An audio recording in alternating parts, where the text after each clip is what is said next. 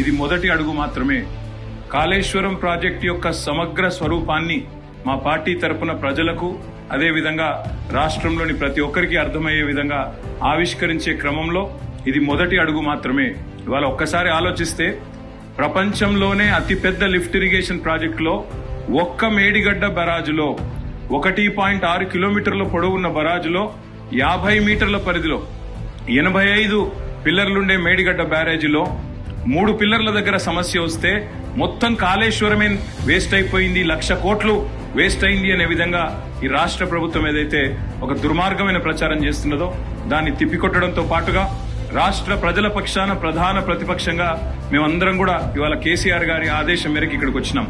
ఎందుకంటే రాబోయే రోజుల్లో పంటలు ఎండకూడదు అంటే కామధేనువు లాంటి కాళేశ్వరాన్ని పూర్తి స్థాయిలో అక్కడ మరమ్మతులు చేసి వెంటనే నీళ్లను లిఫ్ట్ చేసే అవకాశం ఉన్నప్పటికీ ప్రభుత్వం ఉద్దేశపూర్వకంగా జాప్యం చేస్తున్నది.